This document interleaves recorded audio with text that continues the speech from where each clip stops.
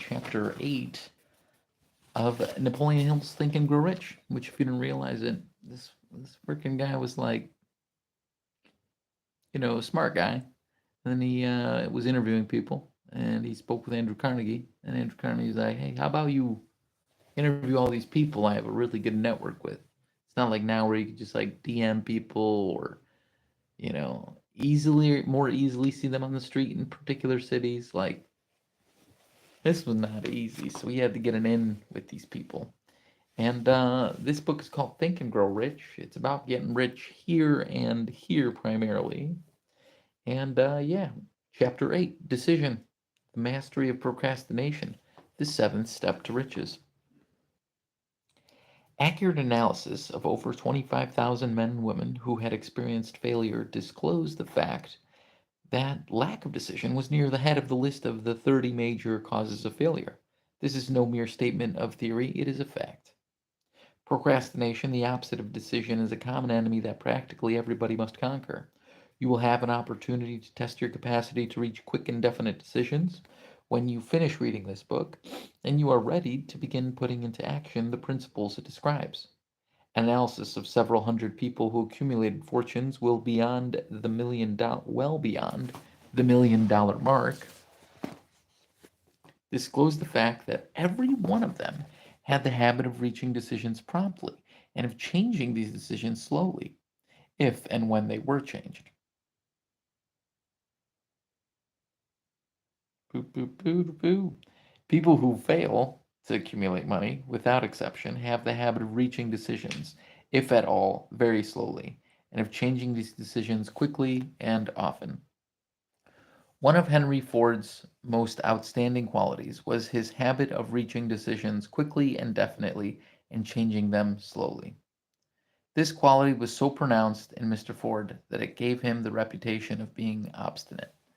It was this quality which prompted Mr. Ford to continue to manufacture his famous Model T, the world's ugliest car, when all of his advisors and many of the purchasers of the car were urging him to change it. Perhaps Mr. Ford delayed too long in making the change, but the other side of the story is that Mr. Ford's firmness of decision yielded a huge fortune before the change in model became necessary. There is but little doubt that Mr. Ford's habit of definiteness of decision assumed the proportion of obstinacy. But this quality is preferable to slowness in reaching decisions and quickness in changing them. The majority of people who fail to accumulate money sufficient for their needs are generally easily influenced by the opinions of others. They permit the newspapers and the gossiping neighbors to do their thinking for them. Opinions are the cheapest commodities on earth. Everyone has a flock of opinions ready to be wished upon anyone who will accept them. If you are influenced by opinions when you reach decisions, you will not succeed in any undertaking, much less in that of transmuting your own desire into money. If you are influenced by the opinions of others, you will have no desire of your own. Keep your own counsel when you begin to put into practice the principles described here by reaching your own decisions and following them. Take no one into your confidence except the members of your mastermind group, and be very sure in your selection of this group that you choose only those who will, in complete sympathy and harmony with your purpose. Only those who will be in complete sympathy and harmony with your purpose. Close friends and relatives, while not meaning to do so, often handicap one through opinions and sometimes through ridicule, which is meant to be humorous. Thousands of men and women carry inferiority complexes with them all through life because some well meaning but ignorant person destroyed their confidence through opinions and ridicule. You have a brain and a mind of your own. Use it and reach your own decisions. If you need facts or information from other people to enable you to reach decisions, as you probably will in many instances, acquire these facts or secure the information you need quietly without disclosing your purpose. It is a characteristic of people who have been smattering on, or it is a characteristic of people who have but a smattering or a veneer of knowledge to try to give the impression that they have such knowledge. Such people generally do too much talking and too little listening. Keep your eyes and ears wide open and your mouth closed if you wish to acquire the habit of prompt decision. Those who talk too much do little less. If you talk more than you listen, you not only deprive yourself of many opportunities to accumulate useful knowledge, but you also disclose your plans and purposes to people who will take great delight in defeating you because they envy you. Remember also that every time you open your mouth in the presence of a person who has an abundance of knowledge, you display to that person your exact stock of knowledge or your lack of it. Genuine wisdom is usually conspicuous through modesty and silence. Conspicuous through modesty and silence. Keep in mind the fact that every person with whom you associate is, like yourself, seeking the opportunity to accumulate money. If you talk about your plans too freely, you may be surprised when you learn that some other person has beaten you to your goal by putting into action ahead of you the plans of which you talked unwisely. I'm going to bring up quickly. It says everyone is seeking money, so remember that. And then I think, well, I've had a conversation. Someone goes, "Oh, it's just money," and then other people are like, "Oh no, capitalism is ridiculous. No money, this and that." But they're totally fine with someone directing the flow of a money or credit system. But how do you get to that point? You have to either just agree to all they say, or you have to get there by accumulation of money to overthrow that movement, right? So, because I'm quite a spiritual person, but like money is the main thing we have agreed to use as, exchange. Let one of your first decisions to be so in that saying, of course, everyone is open to receiving money. It should be. Let one of your first decisions be to keep a closed mouth and open ears and eyes. As a reminder to yourself to follow this advice, it will be helpful if you copy the following epigram in large letters and place it where you will see it daily. Tell the world what you intend to do, but first show it. This is the equivalent of saying that deeds and not words are what count most. Freedom or death on a decision. The value of decisions depends upon the courage required to make them. The great decisions which served as the foundation of civilization were reached by assuming great risks, which often meant the possibility of death. Lincoln's decision to issue his famous Proclamation of Emancipation, which gave freedom to the enslaved people of America, was taken with full understanding that his act would turn thousands of friends and political supporters against him. He knew too that the carrying out of that proclamation would mean death to thousands of men on the battlefield. In the end, it cost Lincoln his life. That required courage. Socrates' decision to drink the cup of poison rather than compromise in his personal belief was a decision of courage. It turned time ahead 1,000 years and gave to people then unborn the right to freedom of thought and of speech. The decision of General Robert E. Lee, when he came to the parting of the ways with the Union and took up the cause of the South, was one of courage, for he well knew it might cost him his own life, and that it would surely cost the lives of others. But the greatest decision of all time, as far as any American citizen is concerned, was reached in Philadelphia on July 4th, 1776, when 56 men signed their names to a document they well know would bring freedom to all Americans, or leave every one of the 56 hanging from a gallows. You have heard of this famous document, but you may not have drawn from it the great lesson in personal achievement it so plainly taught. We all remember the date of this momentous decision, but few of us realize that courage that decision required. We remember history as it was taught. We remember dates and the names of the men who fought. We remember Valley Forge and Yorktown. We remember George Washington and Lord Cornwallis. Maybe not all of these facts. But we know little of the real forces behind these names, dates, and places. We know still less of that intangible power which guaranteed freedom for Americans long before Washington's armies reached Yorktown. We read the history of the Revolution and falsely imagined that George Washington was the father of America, that it was he who won Americans their freedom. The truth is that Washington was only an accessory after the fact, because victory for his armies had been ensured long before Lord Cornwallis surrendered. This is not intended to rob Washington of any of the glory he so richly merited. Its purpose, rather, is to give greater attention to the astounding power that was the real cause of his victory. It is nothing short of tragedy that the writers of history have entirely missed even the slightest reference to the irresistible power that gave birth and freedom to the nation destined to set up new standards of independence for all the people of the earth. I say it is a tragedy because it is the selfsame power that must be used by every individual who surmounts the difficulties of life and forces life to pay the price asked. Let us briefly review the events that gave birth to this power. The story begins with an incident in Boston on March 5th, 1770. British soldiers were patrolling the streets, openly threatening the citizens by their presence. The colonists resented armed men marching in their midst. They began to express their resentment openly, hurling stones as well as epithets at the marching soldiers, until the commanding officer gave orders, "Fix bayonets! Charge!" The battle was on. It resulted in the death and injury of many. The incident aroused such resentment that the Provincial Assembly, made up of prominent colonists, called a meeting for the purpose of taking definite action. Two of the members of that assembly were John Hancock and Samuel Adams. They spoke up courageously and declared that a move must be made to eject all British soldiers from Boston. Remember this: a decision in the minds of two men might properly be called the beginning of the freedom that Americans now enjoy. Remember, too, that the decision of these two men called for faith and courage because it was dangerous.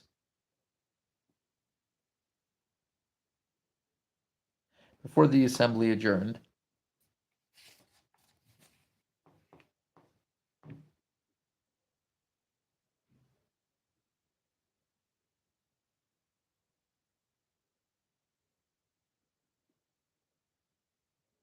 so it was John Hancock and Samuel Adams who decided, yo, we got to get on this BS.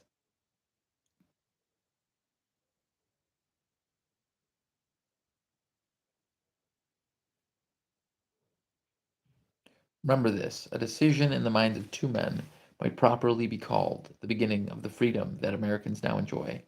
Remember, too, that the decision of these two men called for faith and courage because it was dangerous. Before an assembly adjourned, Samuel Adams was appointed to call on the governor of the province. Hutchinson. Before the assembly adjourned, Samuel Adams was appointed to call on the governor of the province, Hutchinson, and demand the withdrawal of British troops. The request was granted and the troops were removed from Boston, but the incident was not closed. It had caused a situation destined to change the entire trend of civilization. Strange, is it not, how the great changes, such as the American Revolution and many wars, often have their beginnings in circumstances which seem unimportant. It is interesting also to observe that these important changes usually begin in the form of a definite decision in the minds of a relatively small number of people. Few of us know the history of America well enough to realize that John Hancock, Samuel Adams, and Richard Henry Lee of the province of Virginia were the real fathers of the country. Richard Henry Lee became an important factor in this story due to the fact that he and Samuel Adams communicated frequently by correspondence, sharing freely their fears and their hopes concerning the welfare of the people of their provinces. From this practice, Adams conceived that the idea that a mutual exchange of letters between the 13 colonies might help to bring about the coordination of effort so badly needed in connection with the solution of their problems. In March 1772, 2 years after the clash with the soldiers in Boston, Adams presented this idea to the Assembly in the form of a motion that a correspondence committee be established among the colonies with definitely appointed correspondents in each colony for the purpose of friendly cooperation for the betterment of the colonies of British America. Mark well this incident. It was the beginning of the organization of the far-flung power destined to give freedom to Americans. The mastermind had already been organized. It consisted of Adams, Lee, and Hancock. The Committee of Correspondence was organized. Observe that this move provided the way for increasing the power of the mastermind by adding to it men from all the colonies. Take notice that this procedure constituted the first organized planning of the disgruntled colonists. In union there is strength. The citizens of the colonies had been waging disorganized warfare against the British soldiers through incidents similar to the Boston riot, but nothing of benefit had been accomplished. Their individual grievances had not been consolidated under one mastermind. No group of individuals had put their hearts, minds, souls, and bodies together in one definite decision to settle their difficulty with the British once and for all, until Adams, Hancock, and Lee got together. Meanwhile, the British were not idle. They, too, were doing some planning and masterminding on their own account, with the advantage of having money and organized soldiery behind them. The Crown appointed Gage to supplant Hutchinson as the governor of Massachusetts. One of the new governor's first acts was to send a messenger to call on Samuel Adams for the purpose of endeavoring to stop his opposition by fear. We can best understand the spirit of what happened by quoting the conversation between Colonel Fenton, the messenger sent by Gage, and Adams. Colonel Fenton, I have been authorized by Governor Gage to assure you. We can best understand the spirit of what happened by quoting the conversation between Colonel Fenton, the messenger sent by Gage, and Adams. Colonel Fenton. This is what he said. I have been authorized by Governor Gage to assure you, Mr. Adams, that the governor has been empowered to confer upon you such benefits as would be satisfactory. Endeavor to win Adams by promise of bribes. Upon the condition that you engage to cease in your opposition to the measure of the government, it is the governor's advice to you, sir, not to incur the further displeasure of his majesty. Your conduct has been such as makes you liable to penalties of an act of Henry VIII, by which persons can be sent to England for trial for treason or misprision of treason, at the discretion of a governor of a province. But by changing your political course, you will not only receive great personal advantages, but you will make your peace with the king. Samuel Adams had the choice of two decisions. He could cease his opposition and receive personal bribes, or he could continue and run the risk of being hanged. Clearly, the time had come when Adams was forced to reach instantly a decision that could have cost his life. The majority of people would have found it difficult to reach such a decision.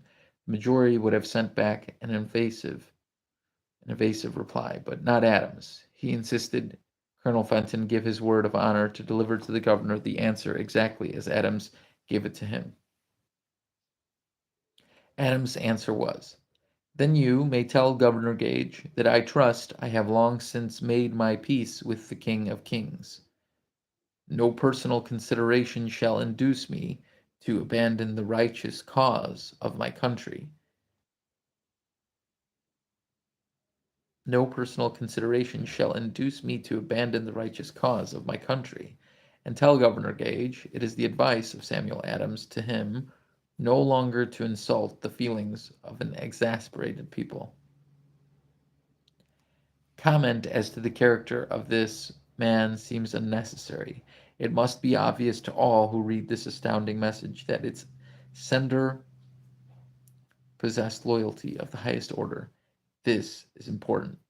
Racketeers and dishonest politicians have prostituted the honor for which such men as Adams died. When Governor Gage received Adams's caustic reply, he flew into rage and issued a proclamation which read, "I do hereby in his majesty's name offer and promise his most gracious pardon to all persons who shall forthwith lay down their arms and return to the duties of peaceable subjects. Excepting only from the benefit of such pardon, Samuel Adams and John Hancock, whose offenses are of too flagitious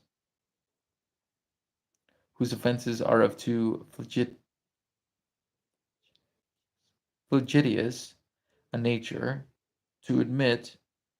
Got it. When Governor Gage received Adams' caustic reply, He flew into a rage and issued a proclamation which read, I do hereby in his majesty's name offer and promise his most gracious pardon to all persons who shall forthwith lay down their arms and return to the duties of peaceable subjects, not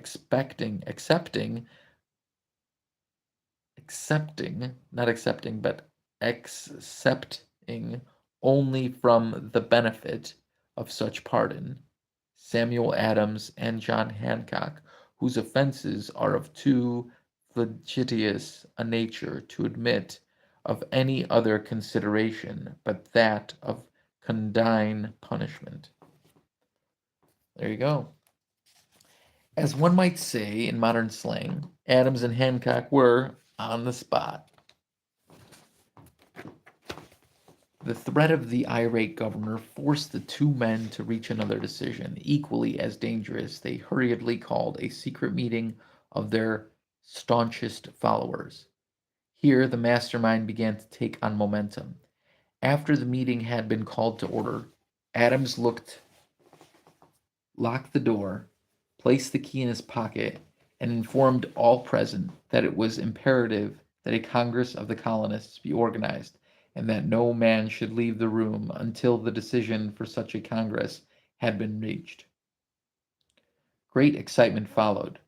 Some weighed the possible consequences of such radicalism, fear. Some expressed grave doubt as to the wisdom of so definite a decision in defiance of the crown. I love that. Some expressed grave doubt as to the wisdom of so definite a decision in defiance of the crown. That's good. Locked in that room were two men immune to fear, blind to the possibility of failure, Hancock and Adams. Through the influence of their minds, the others were induced to agree that through the Correspondence Committee, arrangements should be made for a meeting of the First Continental Congress to be held in Philadelphia on September 5th, 1774. Remember this date. It is more important than July 4th, 1776.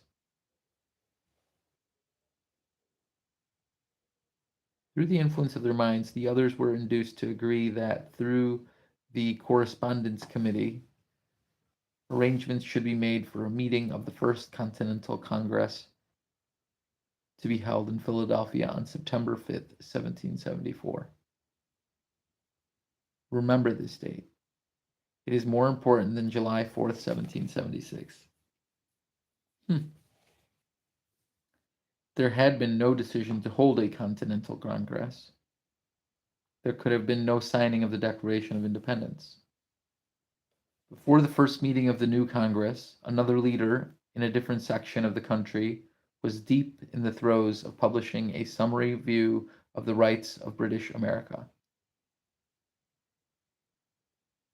He was Thomas Jefferson of the province of Virginia, whose relationship to Lord Dunmore, representative of the Crown in Virginia, was as strained as that of Hancock and Adams with their governor.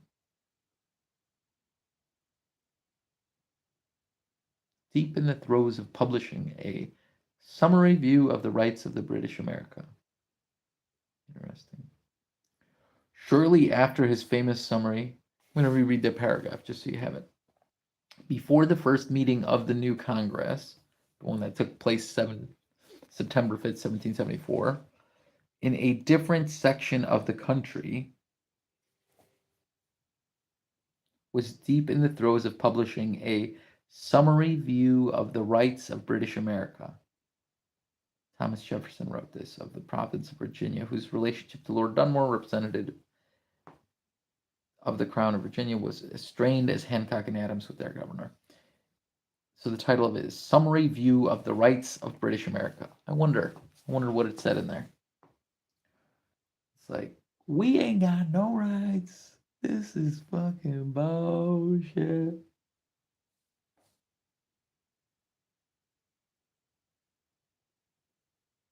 Shortly after his famous Summary of Rights was published, Jefferson was informed that he was subject to prosecution for high treason against His Majesty's government. Inspired by the threat, one of Jefferson's colleagues, Patrick Henry, boldly spoke his mind, concluding his remarks with a sentence that shall remain forever a classic. If this be treason, then make the most of it.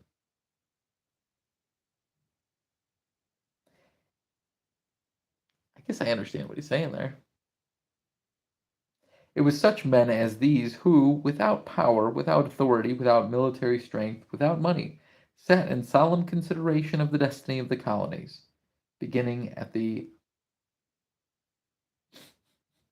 it's silly, beginning at the opening of the First Continental Congress and continuing at intervals for 2 years until on June 7th, 1776, Richard Henry Lee arose, addressed the chair, and to the startled assembly made this motion. Gentlemen, I make the motion that these united colonies are, and of right, gentlemen, I make the motion that these united colonies are, and of right ought to be free and independent states.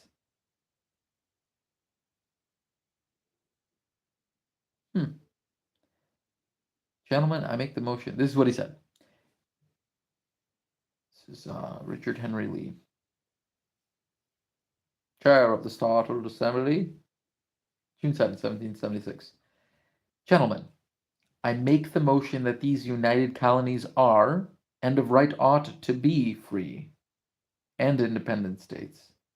I make the motion that these united colonies are, and of right ought to be, free and independent states, that they be absolved from all allegiance to the British Crown, and that all political connection between them and the state of Great Britain is, and ought to be, totally dissolved.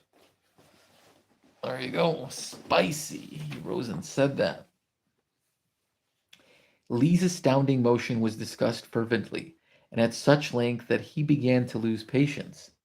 Finally, after days of argument, he again took the floor and declared in a clear, firm voice, Mr. President, we have discussed this issue for days. It is the only course for us to follow. Why then, sir, do we longer delay? Why still deliberate? Let this happy day give birth to an American republic. Let her arise not to devastate and to conquer, but to reestablish the reign of peace and of law.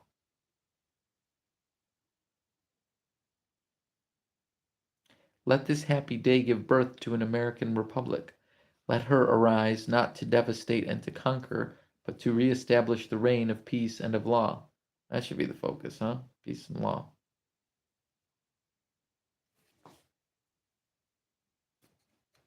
I guess there needs to be law and order behind peace.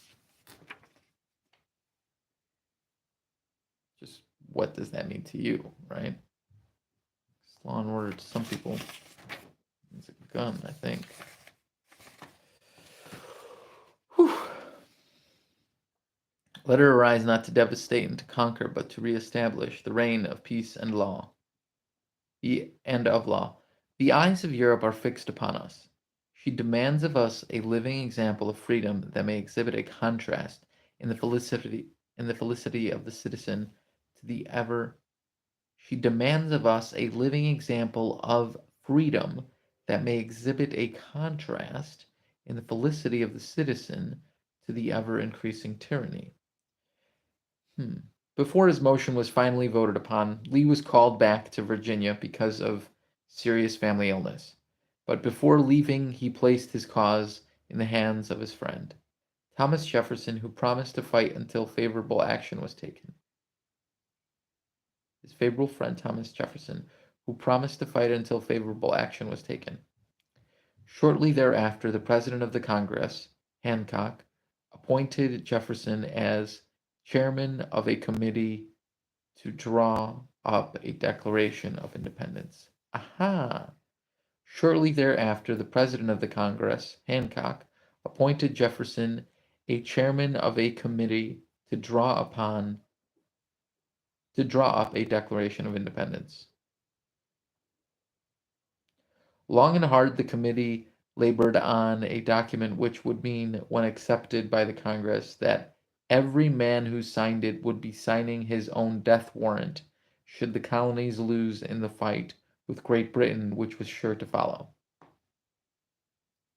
The document was drawn, and on June 28th, the original draft was read before the Congress. For several days, it was discussed, altered, and made ready.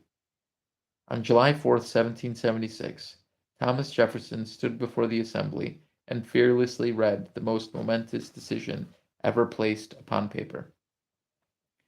When in the course of human events it is necessary for one people to dissolve the political bands which have connected them with another,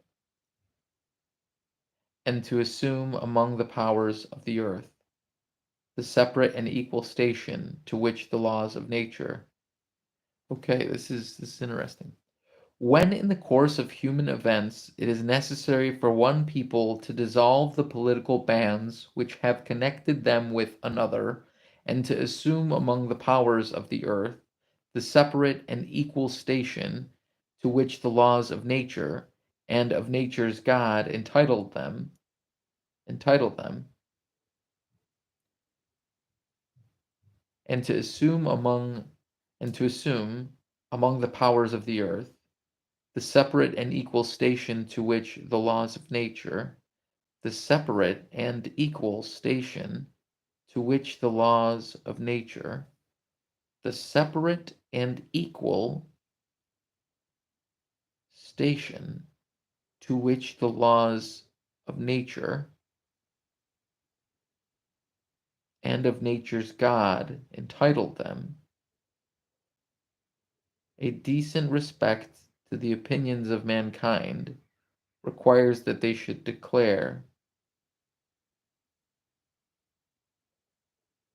the cause which impel them to the separation. Declare the cause.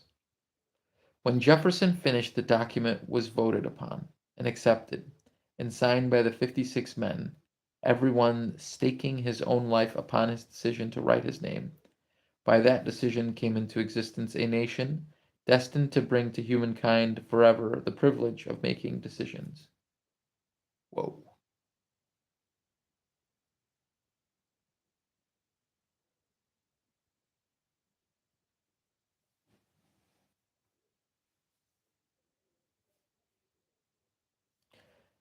By decisions made in a similar spirit of faith, and only by such decisions, can people solve their personal problems and win for themselves high estates of material and spiritual wealth. Let us not forget this. Analyze the events that led to the Declaration of Independence, and be convinced that the American nation was born of a decision created by a mastermind consisting of 56 men. Note well the fact that it was their decision that ensured the success of Washington's armies, because the spirit of that decision was in the heart of every soldier who fought with him, and served as a spiritual power that recognizes no such thing as failure. Note also with great personal benefit that the power that gave America its freedom is the self-same power that must be used by every individual who becomes self-determining. This power is made up of the principles described in this book. In the story of the Declaration of Independence, it will not be difficult to detect at least 6 of these principles: desire, decision, faith, persistence, the mastermind, and organized planning. Through this philosophy will be found the suggestion that thought, backed by strong desire, has a tendency to transmute itself into its physical equivalent. Before passing on, I wish to leave you with the suggestion that one may find in this story, and in the story of the organization of the United States Steel Corporation, a perfect description of the method by which thought makes this astounding transformation. In your search for the secret of the method, do not look for a miracle, because you will not find it. You will find only the eternal laws of nature. These laws are available to every person who has the faith and the courage to use them. They may be used to bring freedom to a nation or to accumulate riches. I guess my definition of miracle was using that in harmony. You will find only the eternal laws of nature. These laws are available to every person who has the faith and the courage to use them. Okay. In your search for the secret of the method, do not look for a miracle, because you will not find it. You will find only the eternal laws of nature. These laws are available to every person who has the faith and the courage to use them. They may be used to bring freedom to a nation or to accumulate riches. There is no charge save the time to there is no charge save the time necessary to understand and appropriate them.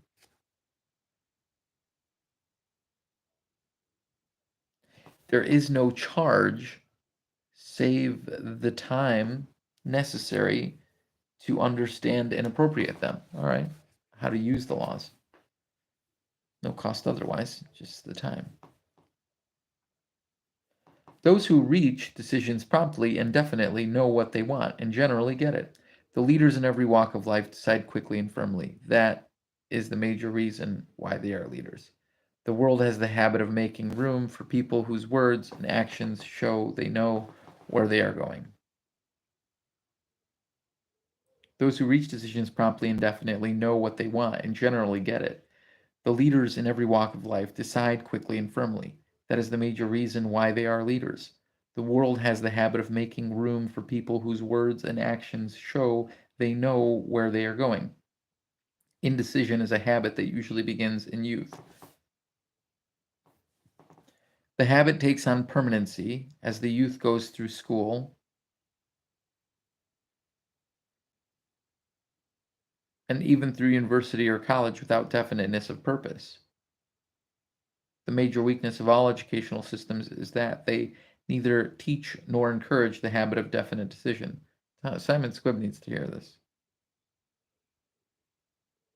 The major weakness of all educational systems is that they neither teach nor encourage the habit of definite decision. It would be beneficial if no university or college would permit It would be beneficial if no university or college would permit the enrollment of any student unless and until the student declared their major purpose in graduating. It would be beneficial if no university or college would permit the enrollment of any student unless and until the student declared their major purpose in graduating. It would be of still greater benefit if every student starting school were compelled to accept training in the habit of decision and forced to pass a satisfactory examination on this subject before being permitted to advance. Yeah, because it got to a point where you don't really need to fully declare, or you can just declare like a haphazardly, and you're just getting pushed into school because of folks or someone else that is a caretaker or sponsor of yours. Which might not be wrong, I guess, but it is inaccurate thinking if one wants to think efficiently, as opposed to, getting into more debt with educational systems and stuff like that.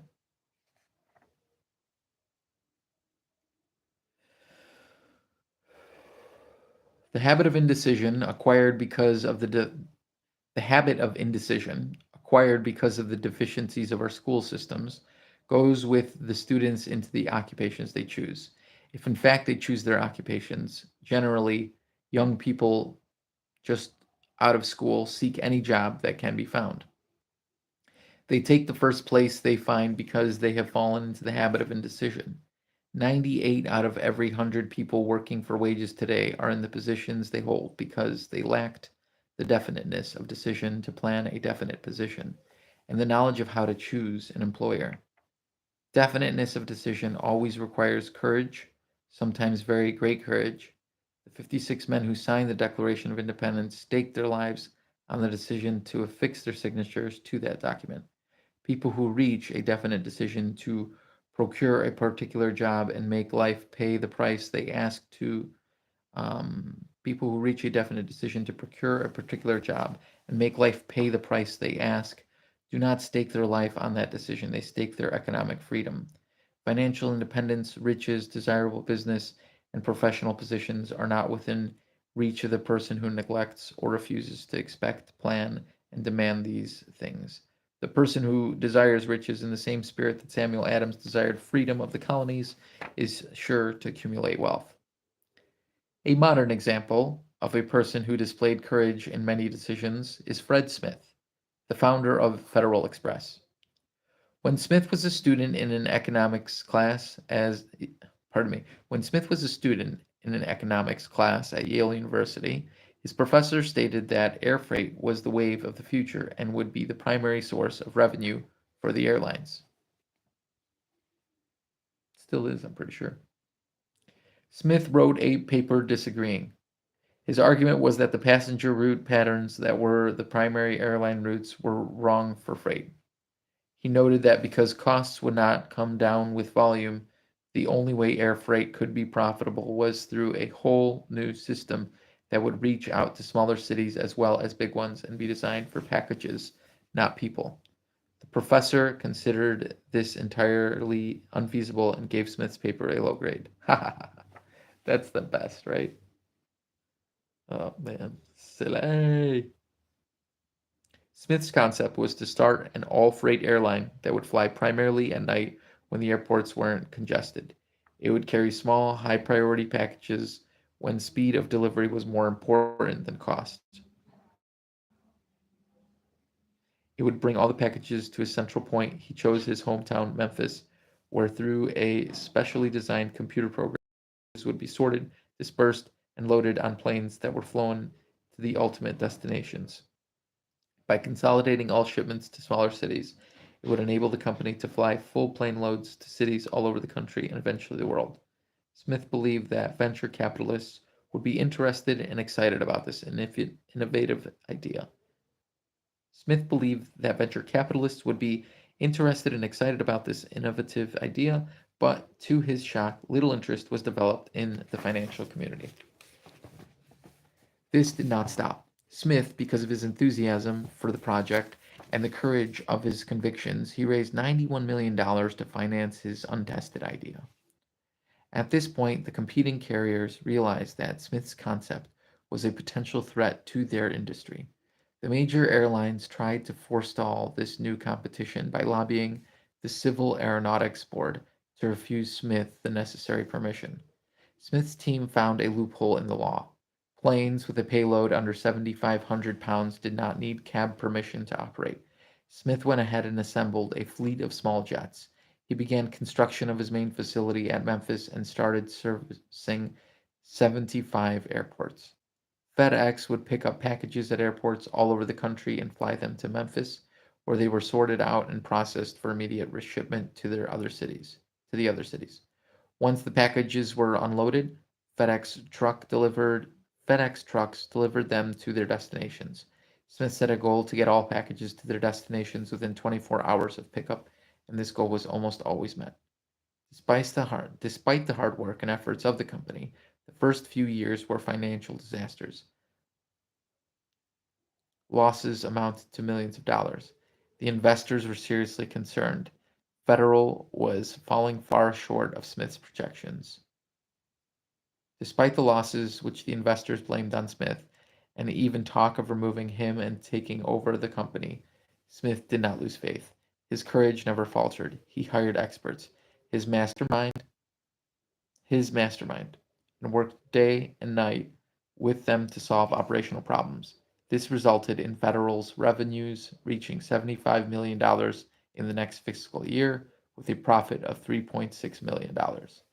Although competition from faxes virtually eliminated the use of FedEx for letters and documents, and despite competition from other air freight companies and the Postal Service, which offered overnight service at a much lower price, Smith's continued innovation and dedication to continuous improvement have kept Federal as the number one carrier in its field.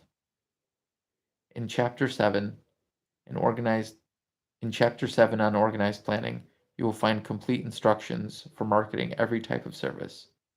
You will also find detailed information on how to choose the employer you prefer and the particular job you desire. In Chapter 7 on organized planning, you will find complete instructions for marketing every type of service. You will also find detailed information on how to choose the employer you prefer and the particular job you desire. These instructions will be of no value to you unless you definitely decide to organize them into a plan of action. That's Chapter 8. Next one, Chapter 9, Persistence. And we got like 30% of the book left. I hope you have a good day, and I appreciate you highly. This is gonna be a good one. This is gonna be good. It's gonna be good. It's gonna be good.